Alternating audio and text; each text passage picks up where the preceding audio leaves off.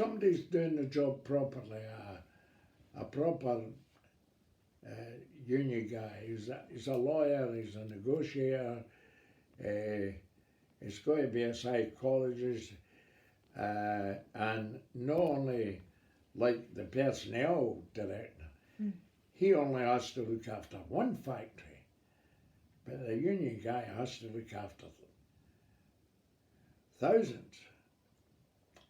And do you think that there isn't as much sense of collectivity amongst people nowadays that there used to be? As much collectivity and the way people were when the trade union movement was stronger? I couldn't count on personal experience because I've been away far too long. But I can tell you the gauge that I took at the time. When I was asked that, I think I answered it earlier. It depended on the kind of people that were in that particular plant. If there were local people that all liked it and fought for each other and stood by each other and stood up, no problem. If they were all self-interested, trying to climb a non-existent ladder and just try to get in with the boss, it would be undermined and flawed.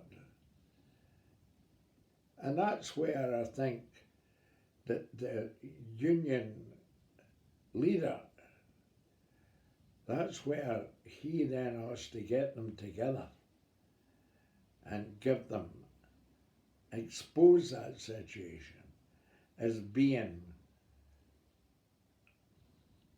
a defeatist attitude where people are looking for portholes to climb out, excuses, so on and so forth. And that's where your political knowledge and you're able to communicate one-to-one with everybody in the room. Look, this is your position. If you don't improve things, your job won't be worth having.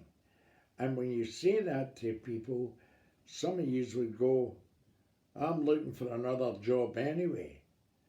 But do you understand that in looking for another job and no fighting to make this into a worthwhile job, you're leaving a problem for the other people coming along behind you.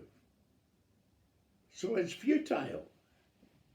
So, look, we're here now, we're all together. He is with us.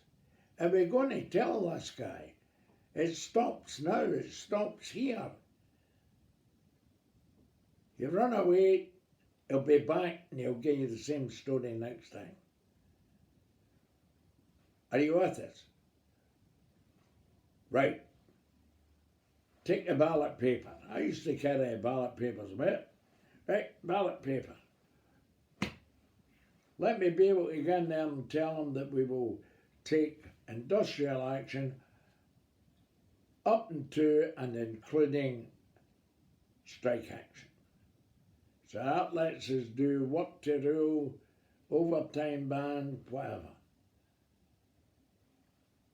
I would get the votes back and it'd be 99%, maybe the gaffer, the supervisor wouldn't want to vote. And I'd be able to get into the boss and say, look, enough's enough. I know you got away with that, I know you got away with it. Scott, stops here. If you don't do it, I hope you can work all these machines because we'll not be here. Oh, what do you mean? I'm going on holiday on Monday. I said, well, so are we. And, what do you mean? I said, hey, you can go on holiday. We'll have a fortnight as well. but nothing will be printed, nothing will be taken away. And I did have big companies who caused disputes, and the price of releasing stuff done by printers from another union. They said, oh yeah, we can double up in the machine and do your job as well. And I said, and my guys who were the assistants in the machine said, well, anything that's on a market. And the boss would come and he'd say, oh, I think we'll give your guys the extra they were looking for. I says, yeah, and you'll be paying them for the time they were on strike, maybe 7 or 8 days. Well, you can't pay people for being stressed. You caused it. You just come back and you'd given us, you could have gave us that last week. You're just coming back. So that's you conceded that they should have that extra payment.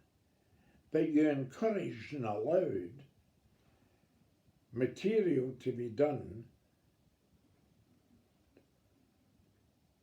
by using non-legitimate labour, and now you've caused bad feeling between the labourer and the guy he works on with. I said, that's going to improve productivity. But how can I pay? I said, well, we've got a man who works in the baling machine. You better double shift that, because see all that stuff that come off that machine. How much is it worth? It to? Well, thousands and thousands of pounds. I said, it's going to scrap. It's getting scrap paper, because we can't allow you to do that. You just destroy our organisation. How long were they out? 8 days. We'll pay them the 8 days. Now I then had to fight with the people. Banker said, you've won. And they said, what would they? I said, that stuff there, that's not. I said, wait a minute. We're freeing that stuff up. What about them? I said, you're getting paid for the time you were on strike. So I hope you enjoyed your 7-day holiday.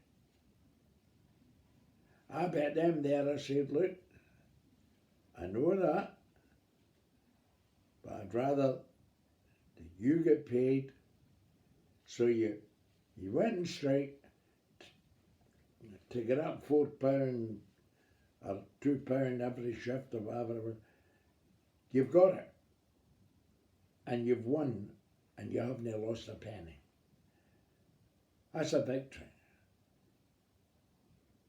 Aye, okay, Bob, you've done well, But it's still rankled with them, because in principle, these guys who were the printers said, we done 7 years, and that means that any job in this machine, even the most menial task, I'm the king of everything in here.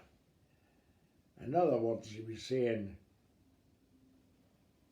when it came to the machine, he was a chef in the kitchen when it suited him, and against people.